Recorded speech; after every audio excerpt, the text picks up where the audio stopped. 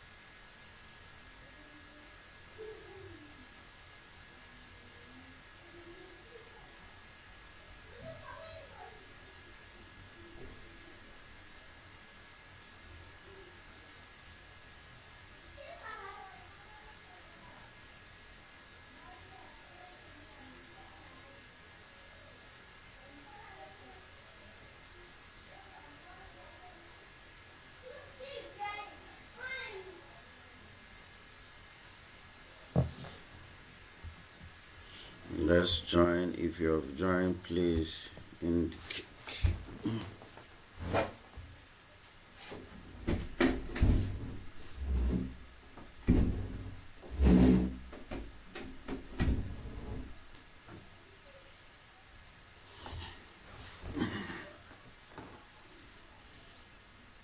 Let us join.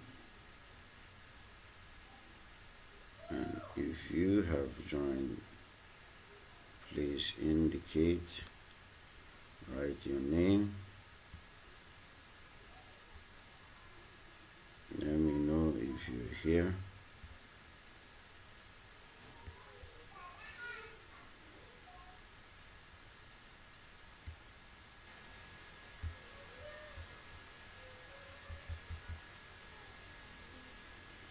So let us join. Let's start on time. Good morning, everyone.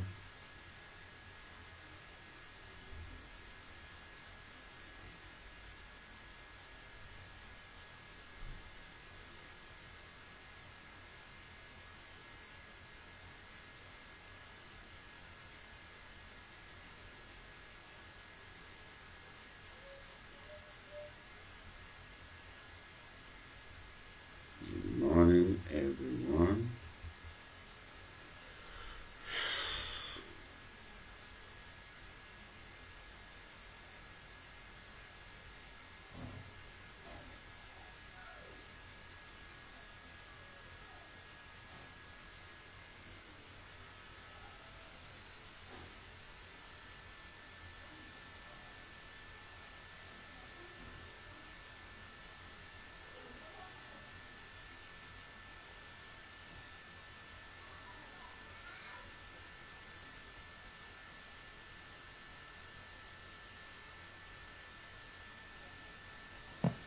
Good morning, good morning.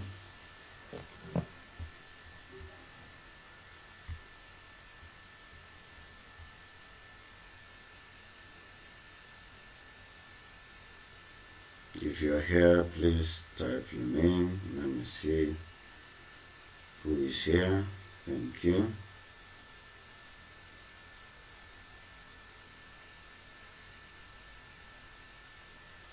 And if you're here, please type your name. Let me see.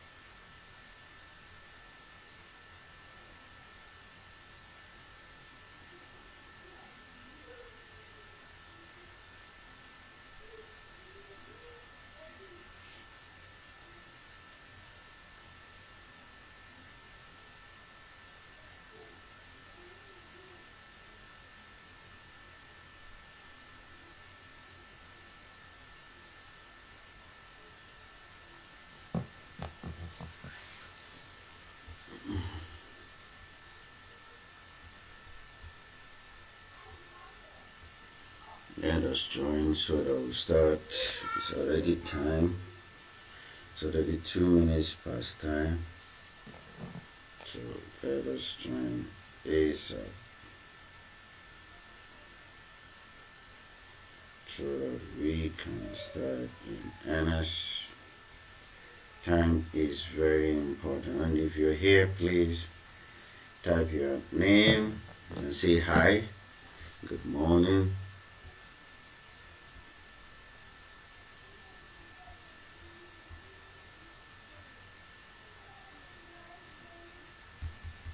If you're here, say hi.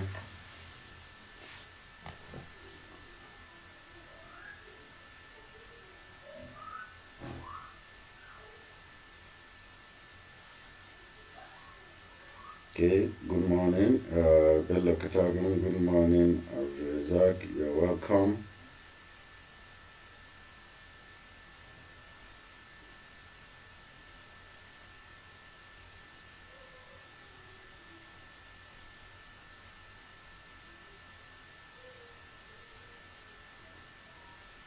You're most welcome. Let's give some few minutes for other people to join, then we'll begin.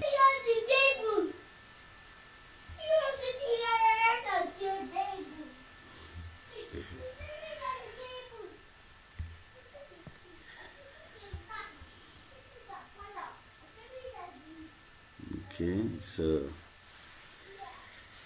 let's wait for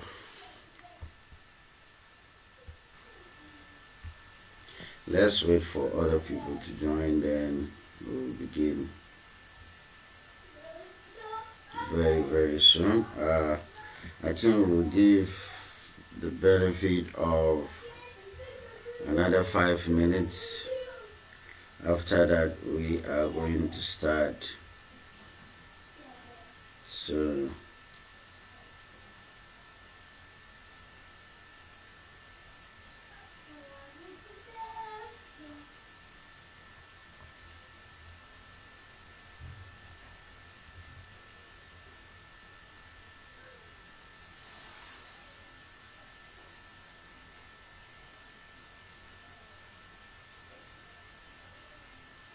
let's give additional. So by 7:10, we are going to start.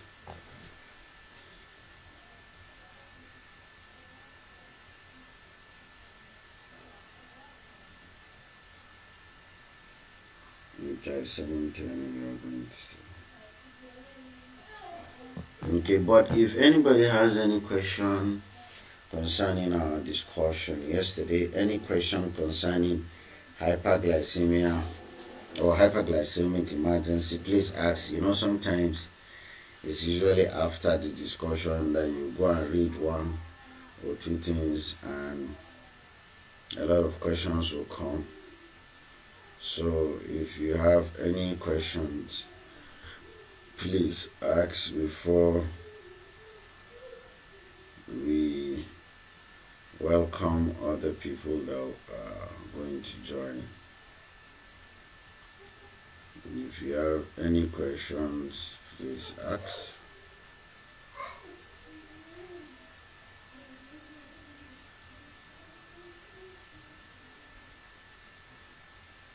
Before we welcome other people that will be joining us,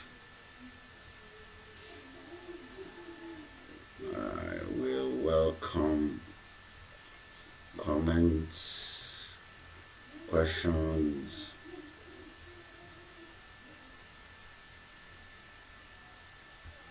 So if you have any question or any clarification that you need, because we will not go back to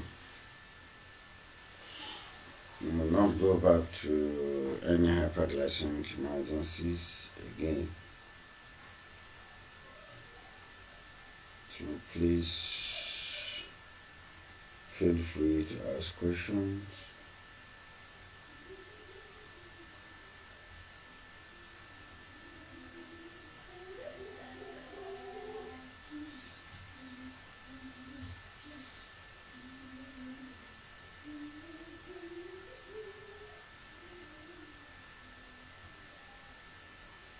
free to ask questions.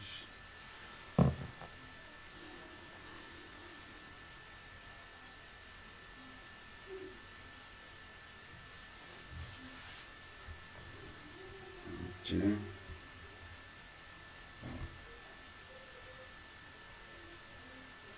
We are going to start by 10 minutes past 8 so that we can be able to finish on time.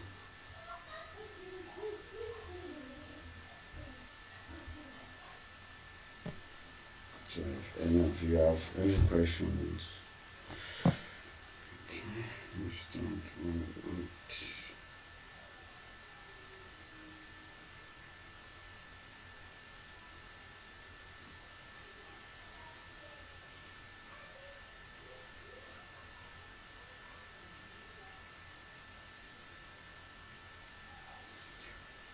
okay, we only have 1 minute more before we start. Please call other people and Razak, inform Adamu, inform any other person that needs to be here that we are going to start in 1 minute's time,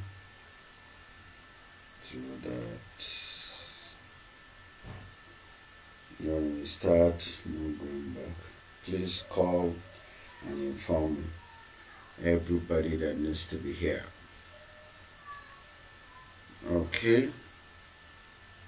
So, good morning, everybody. I'm happy that you're here. This is, as I said, a course on management of diabetic emergencies. And the important thing here is giving you a practical way of managing diabetic emergencies. Practical way, not focusing on abstracts or pathophysiology or stuff. This is what you are supposed to do to save someone's life, right? That's just the most important thing, the things you're supposed to do to save someone's life. Okay, so if you're here now, please type good morning or identify yourself. If your YouTube name does not appear, please try and identify yourself so that we'll know. So today we are going to look at hypoglycemia. Please, if you can see the PowerPoint, please type that I can see it. If you can see the PowerPoint, please type I can see it, so that I'll be sure that the PowerPoint is visible to you. So please, if you can see it, please type it. I'll be waiting for a response.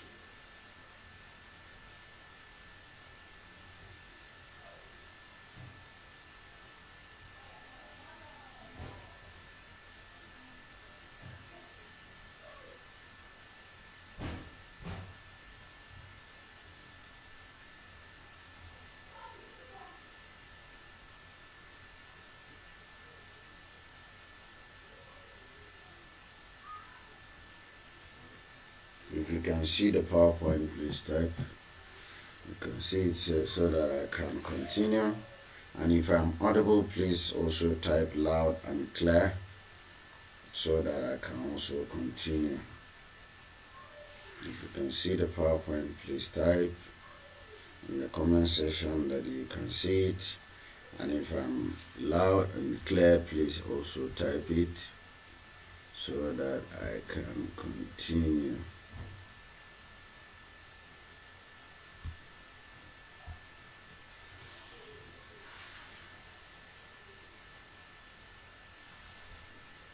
If you can see it, please type. You can see it. And if it is loud and clear, please type it so that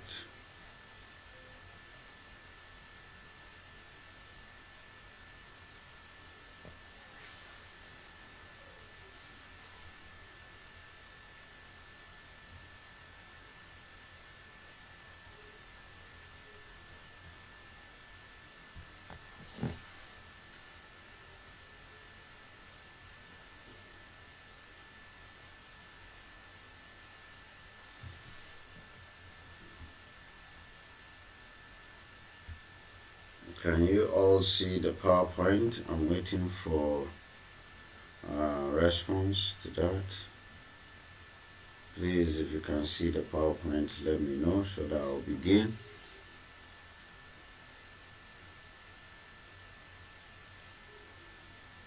Can you all see the PowerPoint? And is my voice clear?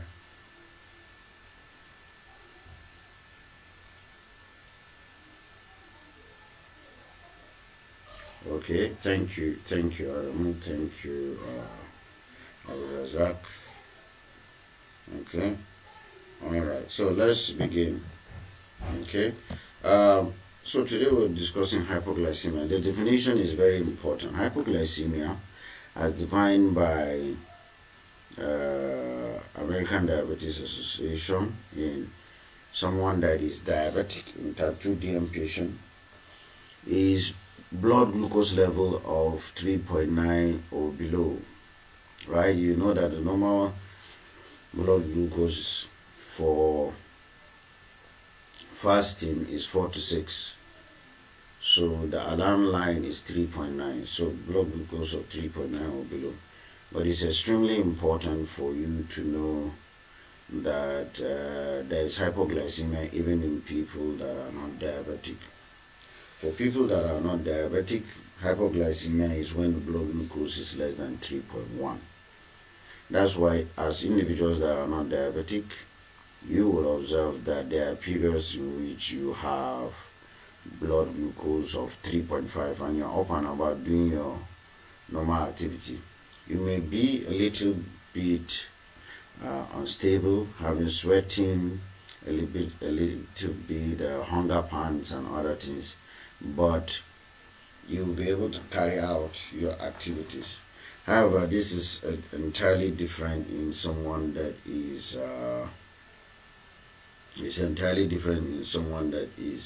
diabetic. For an individual that is diabetic, hypoglycemia is when the blood glucose is 3.9 and below. But what we have observed, and a lot of research have shown, is that there are people that develop hypoglycemia when the blood glucose is even at 5, some at 4 point something. And this is because of autonomic dysfunction, right?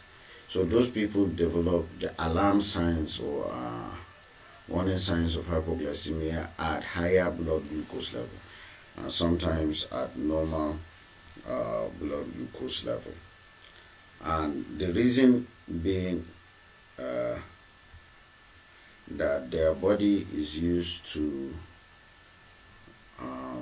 very high blood glucose that had led to some autonomic dysfunction. So those individuals tend to have hypoglycemia even at normal blood glucose level. That's why we have another definition for hypoglycemia that states that any blood glucose level in which there are hypoglycemic symptoms. Because for those of you that are young, you will get to know that you will see a patient telling you that at a very high blood glucose level that they are having symptoms of hypoglycemia, and you'll be confused, and sometimes you even think that they are lying. They are not lying. It is true, especially in people that are diabetic and have developed autonomic dysfunction. They may have this challenge. Okay, so let's go on.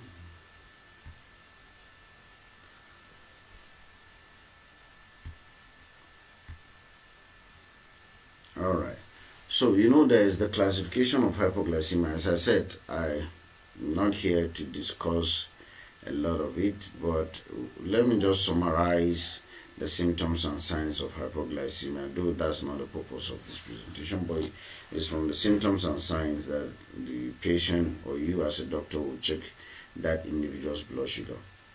It's very important to know that the symptoms and signs are divided into the alarm or warning symptoms, which are the adrenergic symptoms. The adrenergic symptoms are due to the activation of the adrenergic nervous system.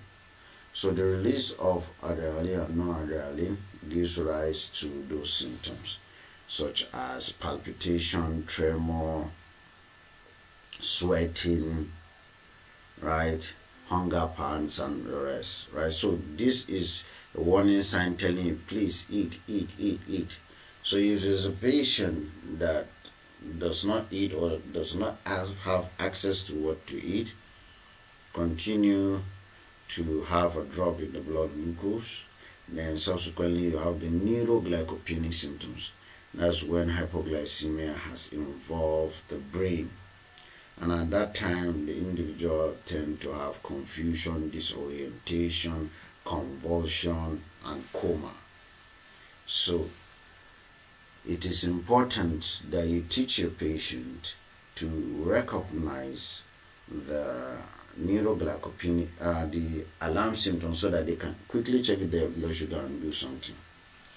But there are a group of people that have what we call autonomic dysfunction, where they have what we call hypoglycemic unawareness. Any diabetes patient that has hypoglycemic unawareness is in serious danger. The reason why the patient is in serious danger is that he doesn't have that feeling of the alarm symptoms, of the adrenergic symptoms, because of autonomic symptoms, or because of the autonomic dysfunction. So what happens is that he will have blood glucose of 3 point something, he will not feel anything. He will only have symptoms when he does reach neuroglycopenic symptoms, when he's convulsing or having coma. So those people require close monitoring of blood glucose, because by the time he's at the level of neuroglycopenic symptoms, you are racing against time. If not, there will be permanent brain damage. Okay, so this, by the way, for the level of hypoglycemia, level 1, which is mild hypoglycemia, that's in a diabetic patient, is less than 3.9 millimoles per liter. Level 2 is less than 3.0. Level 3 is any blood glucose in which the patient requires assistance for the treatment. That means he cannot get up and find something with refined sugar and take. Or the patient has neuroglycopenic symptoms, that's level 3, that's severe hypoglycemia. So are you following me so far, or there are no questions? I'll be taking breaks so that we'll be together. Any questions from the participants?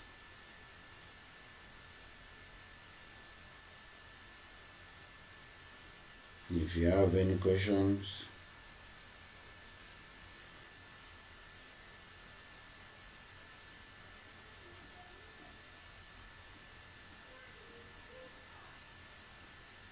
please, if you have questions, do ask. And if there are none, let me continue with the discussion.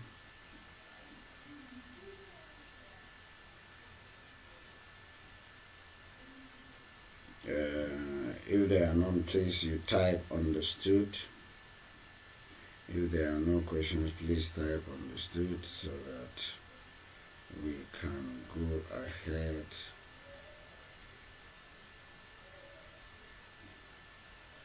I always want to be carrying everyone along.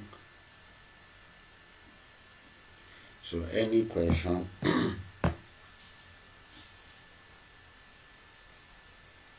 Okay. Or you can write understood, go ahead. You can write understood, go ahead.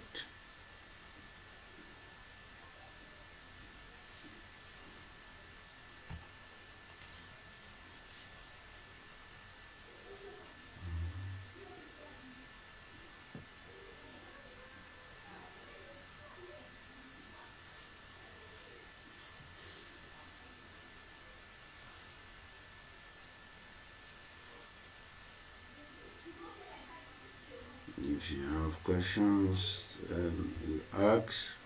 If not, I can go ahead.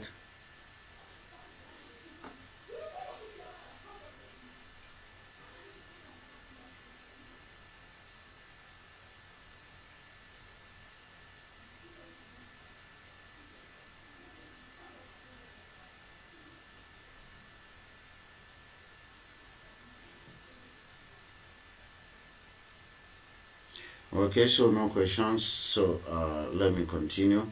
So from here, the treatment of hypoglycemia depends on the severity and the background cause of the hypoglycemia, right?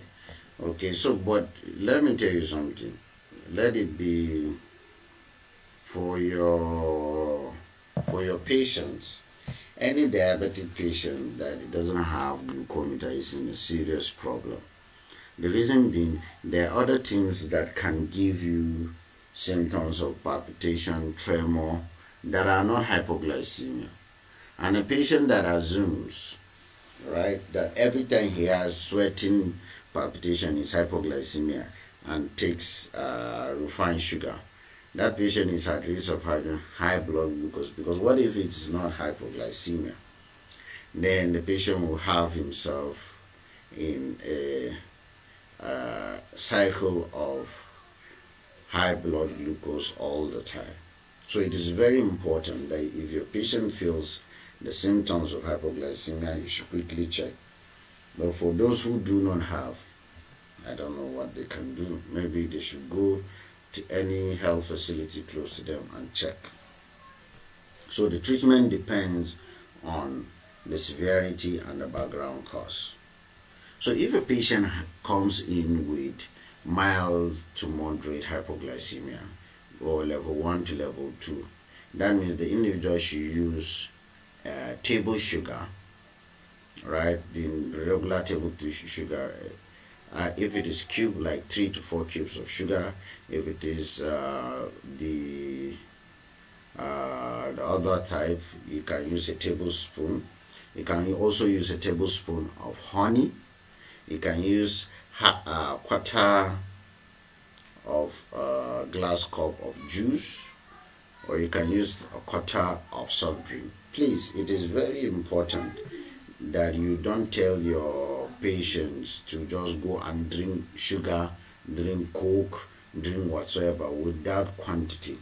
Because if you tell these patients without attaching a quantity to it, you risk the patient coming with high blood sugar level. Let me give you an instance. We had patients like that came with hypoglycemia, and he was told by one of doctors to find Coke and drink.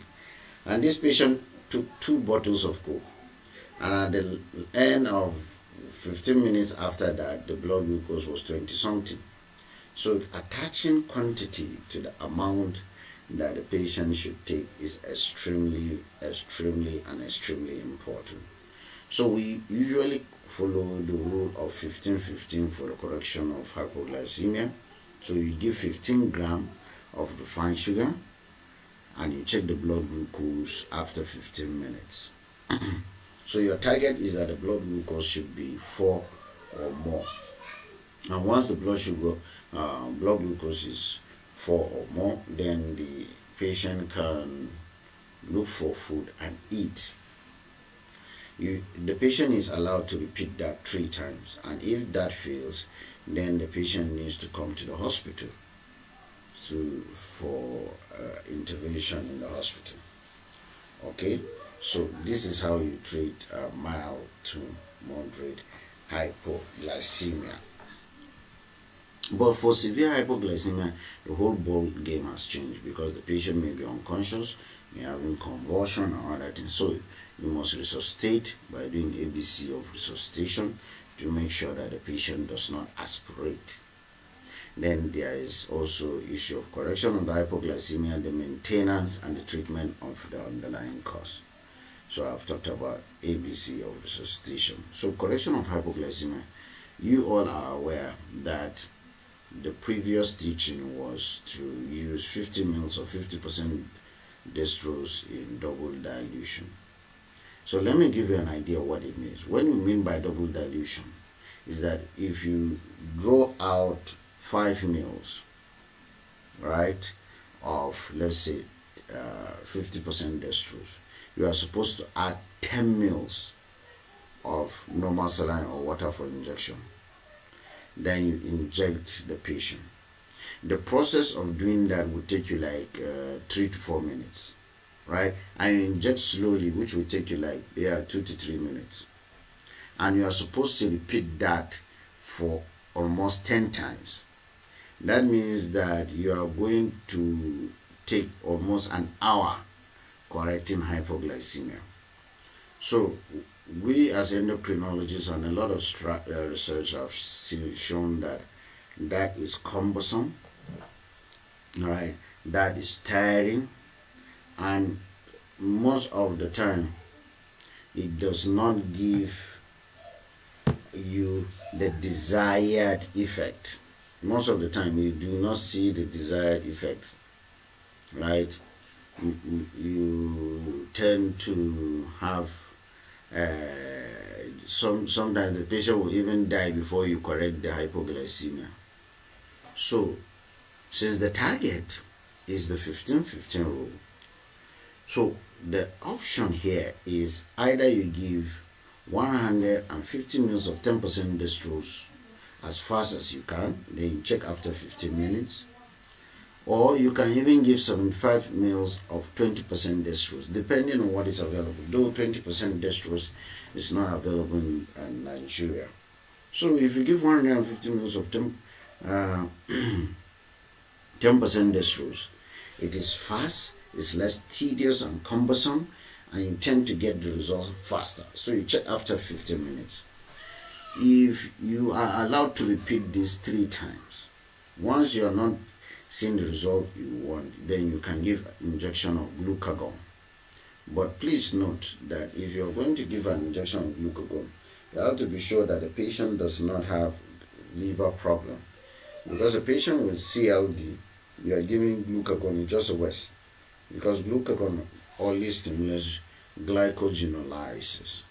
And if the patient does not have glycogen store, what have you done? Nothing, absolutely nothing. Okay? So hope that is clear. Then we'll talk about maintenance.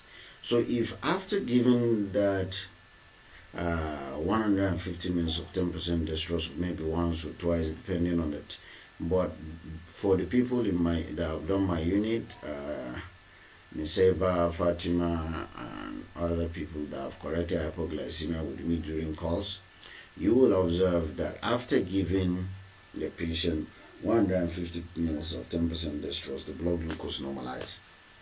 I think it's only one that we had to give twice. So when the blood glucose normalized, you maintain on 10% dextrose water 1 liter hourly. But that's the mistake. The mistake that most house officers made is that at the time that you put maintenance, you just leave the patient. You have made a very serious mistake. Because that is the time that the patient needs to be monitored. So you need to monitor the patient at least 2 hourly. That's the blood glucose for the next 8 hours, then 4 hourly subsequently. Why are you monitoring? You are giving this patient dextrose, and this patient does not have what it takes to utilize all the glucose because he's diabetic. So it is very important that you monitor.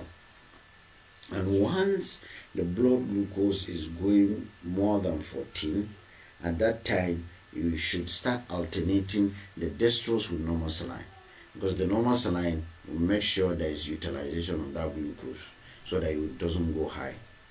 And that's why I know if you have experienced it, please type it. Have you ever experienced after correction you come and meet the blood glucose maybe 20 something or 30 something? Please write in the comment section your personal experience during maintenance of hypoglycemia or dextrose in a patient that is diabetic. Type it. Let's discuss your personal experiences concerning maintenance of hypoglycemia with 10% dextrose, 1 liter 8 hourly. Type it, let me see.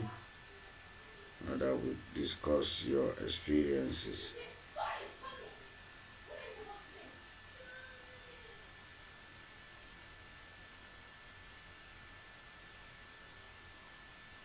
Okay, so if you have any personal experience with the blood glucose going very high after putting dextrose,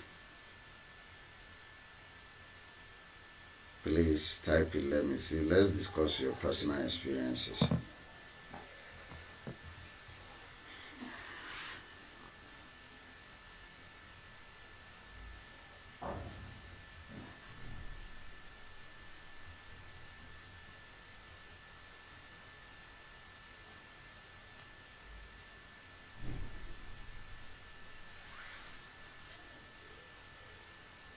Okay, so it's good that let's try and make it a bit interactive. If you have any experience in which after correcting you put the maintenance and you came back and made the blood sugar very high, and you know sometimes the mistake, no offense to the nurses here, sometimes you make the mistake of you put the maintenance and you say, okay, please nurse, help us to be monitoring it, and the nurse maybe she gets she got busy and forget to monitor. You come check the blood sugar very high. If you have experienced it, let me know. If not, let's move ahead.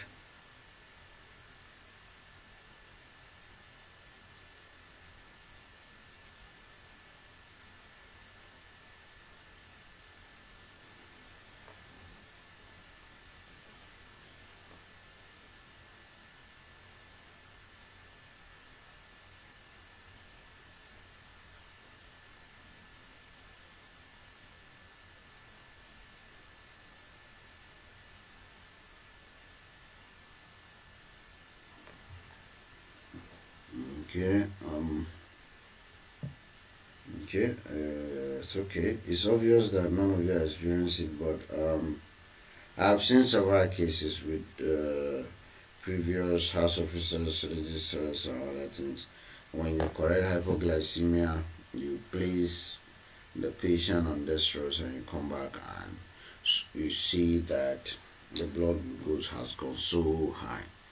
Okay, so the duration in which you place the patient on the dextrose depend on the cause. Let me give you certain instances. Okay, so if the cause of the hypoglycemia is metformin, then the duration of action of metformin is about 24 hours. That means you have to keep that patient for 24 hours. Because if you, though hypoglycemia, metformin hardly causes hypoglycemia, but if that is the case, you keep the patient for at least 24 hours. Because if you correct it and send the patient home, he will come back with another hypoglycemia. If the cause of the hypoglycemia is sulfonylurea, let's say like glibenclamide, the popular downhill, it is very important that you keep the patient for 48 hours because that's the duration of action. Because I've seen several cases in which hypoglycemia is corrected and the patient is sent home and they come back, the patient comatose. So it is very important that you try and keep the patient for 48 hours. But if you do not have that knowledge, it will even be very difficult for you to convince the patient to stay in the hospital for 48 hours, right? So how about if the cause is insulin? Okay, so if the cause of the hypoglycemia is insulin, there are different types of insulin, so it's not proper for us to conclude like that. So if it is soluble insulin, you know that soluble insulin has duration of action of about 6 to 8 hours. So that means you need to keep that patient for minimum of 6 to 8 hours. if the cause of the hypoglycemia is let's say intermediate acting insulin, like MPH, that means you need to keep that patient for at least 12 hours, because MPH, duration of action of MPH is up to 12 hours.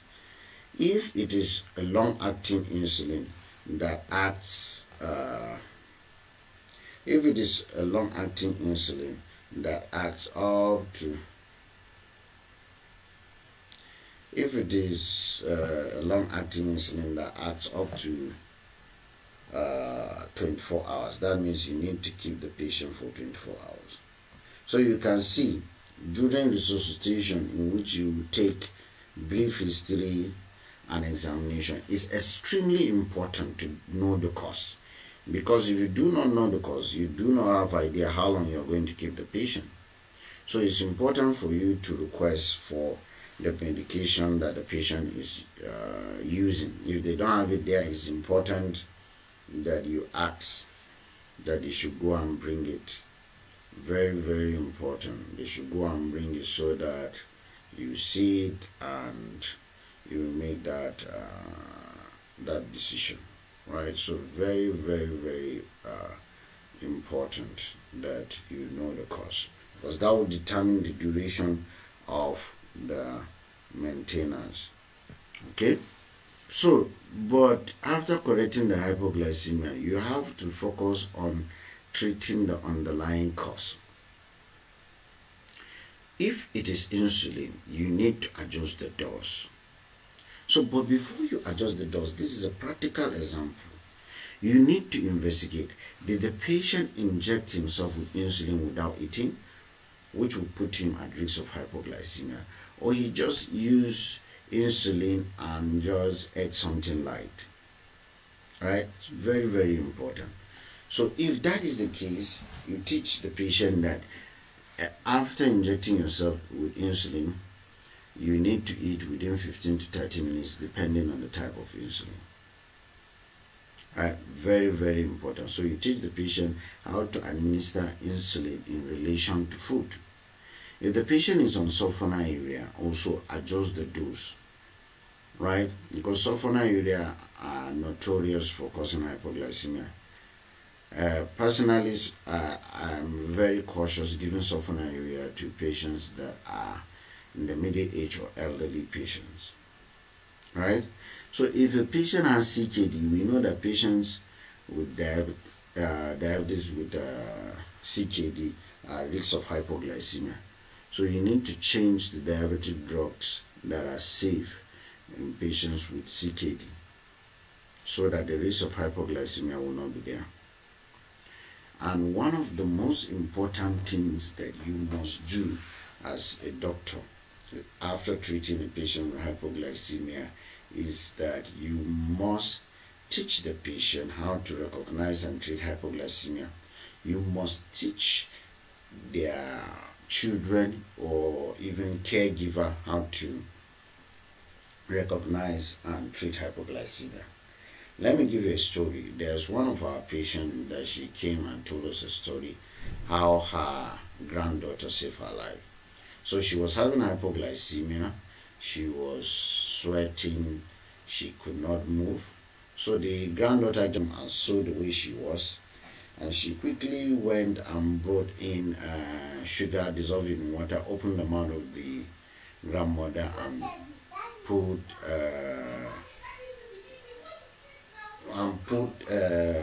the sugar inside. So that's what actually helped the grandmother, and she came back to reality. She came back to her consciousness, and at that time she looked for something and ate.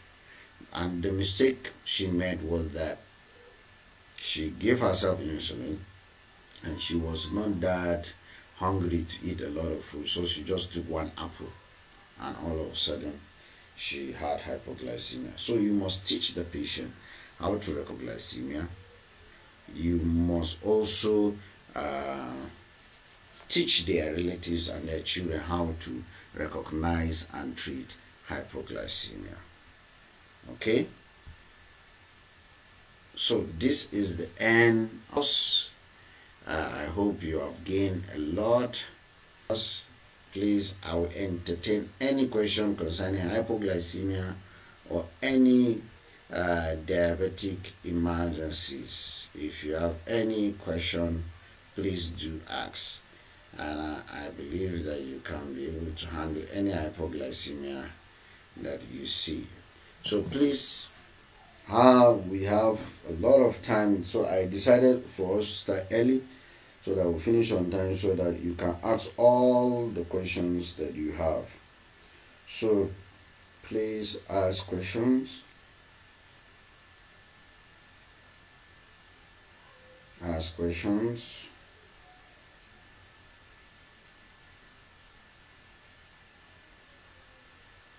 I want to welcome the new doctors to the profession, and I know you are going to have a nice time. But as usual, if you're in the profession thinking there's money, there's nobody. But at least you save people's life and you get reward from God.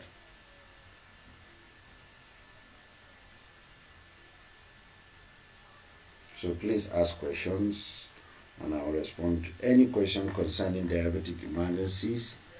And if you still have suggestions for us on how we treat diabetic emergencies, please feel free.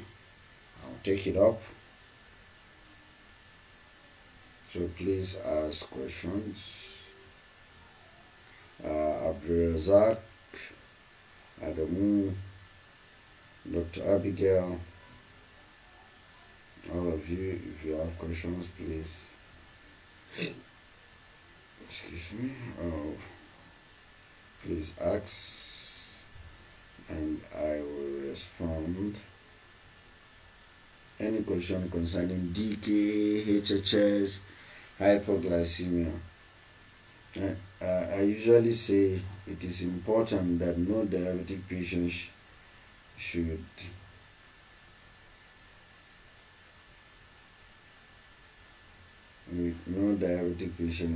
die, right, from hyperglycemic emergency.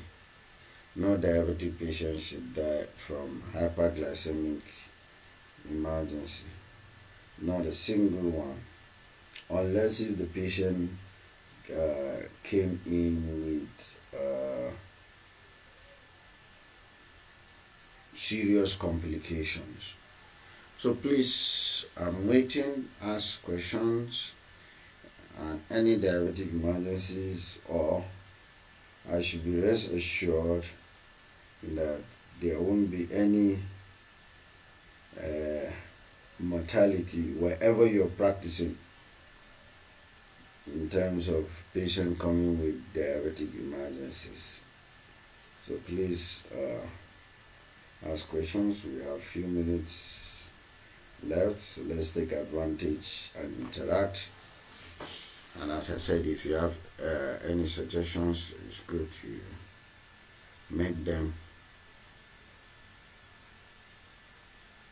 Take it seriously.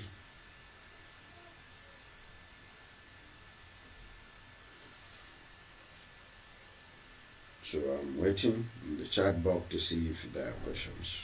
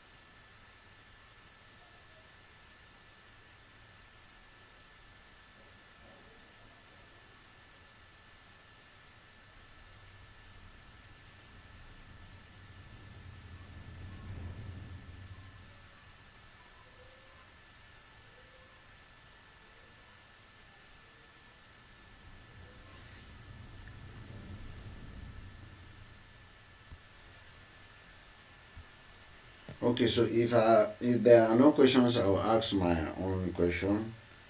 because I have also questions to ask. Okay, so this question is for let me mention name. This question is for Dr. Adamu and Dr. Abrazak. These questions are for you.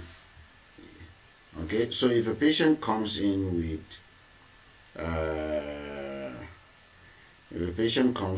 hypoglycemia and you are not sure of the drug that the patient is using, okay, you are not sure of the drug that the patient is using, okay, and you decided to do C-peptide and you decided to do serum, C-peptide and also serum insulin. So what will be the picture of the C-peptide and serum insulin if the cause of the hypoglycemia is sulfonylurea and if the cause of the hypoglycemia is from insulin? So the question is simple. What will be the picture of the hypoglycemia if the cause is from insulin and if the cause is from sulfonylurea? Okay, I'm waiting for the answers.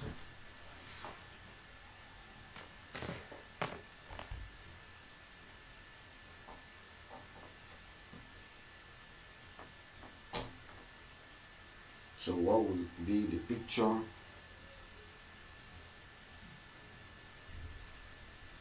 of the serum insulin if the cause is from sulfonylurea? What would be the C-peptide and insulin? And if the cause is from insulin, exogenous insulin, what would be the picture of the insulin and serum C-peptide? I'm waiting for your answers.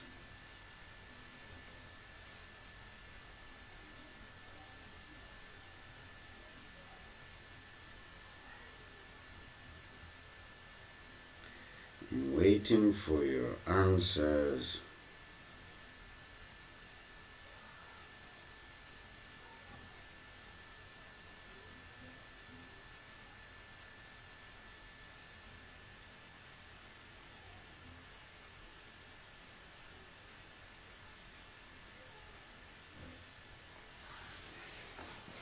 Okay,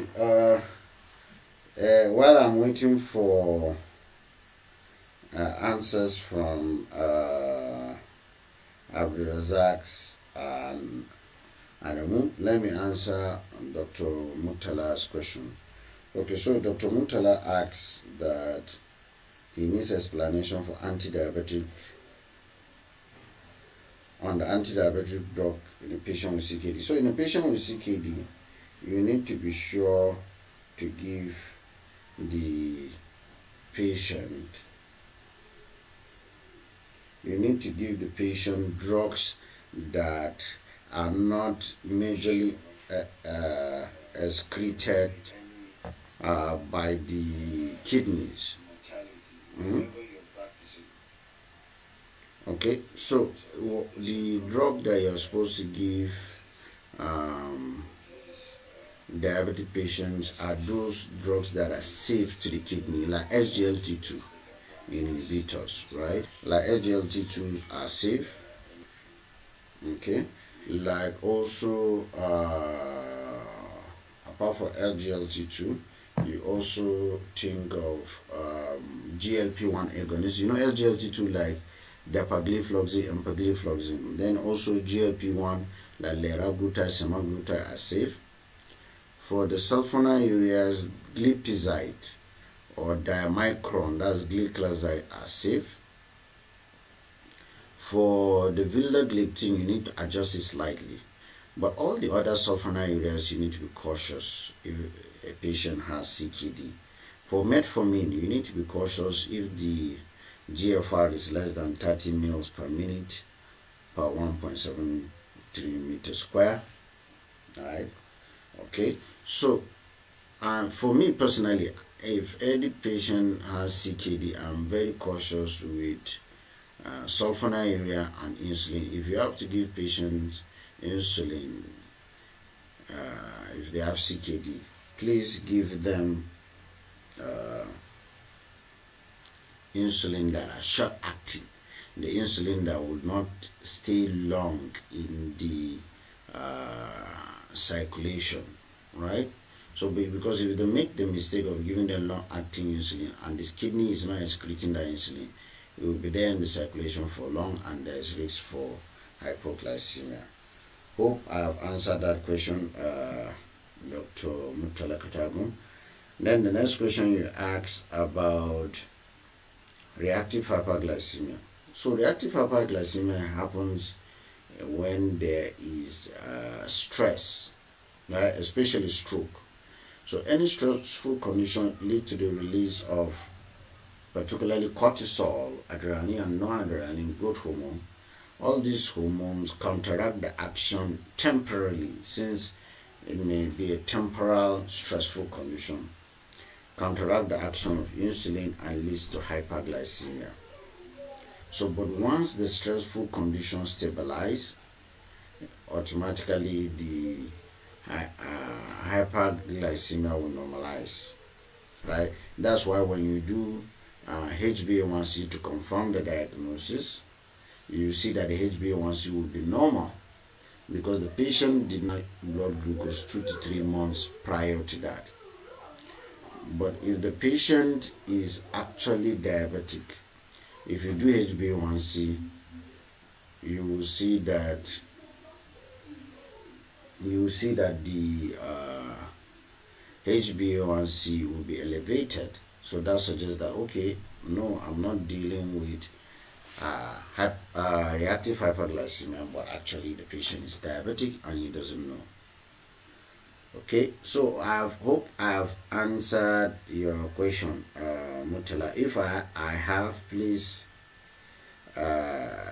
write so that I have answered your question. Okay, so Dr. Murtala, have I answered your question?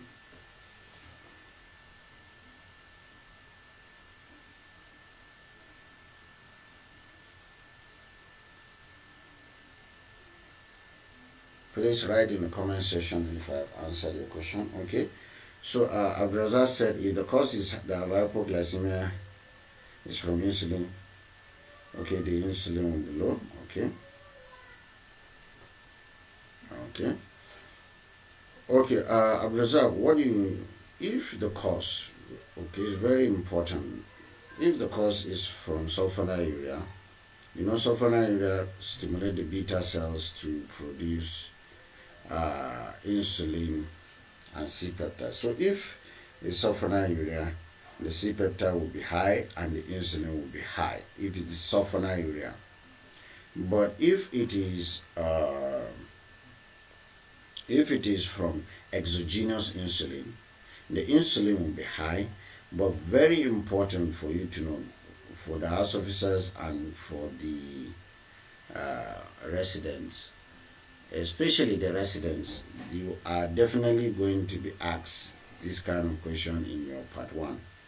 So if it is from exogenous insulin has no effect on C-peptide. Exogenous insulin has no effect on C-peptide, so the C-peptide will be normal. Hope you got the answer. It is very important that every resident knows this answer. Very, very important that every resident knows this answer. So any other question? Any other question?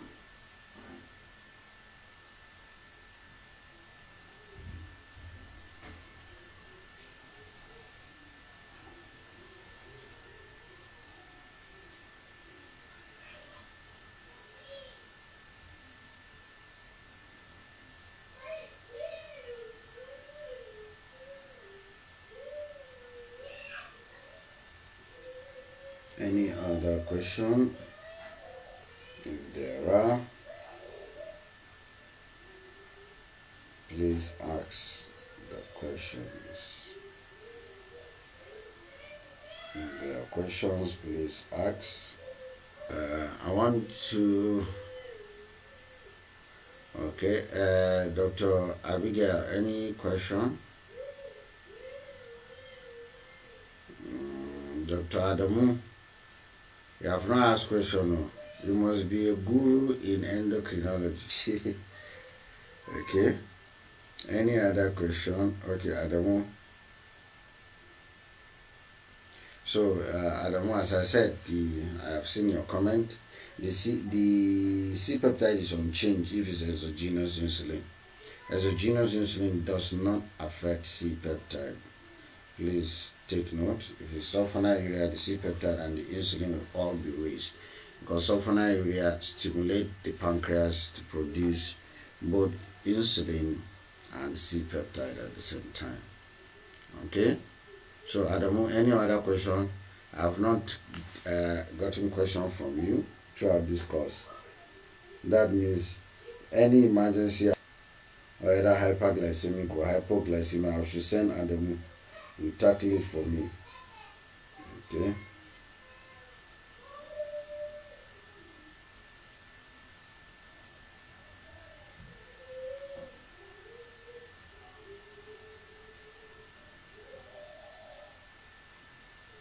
Okay, so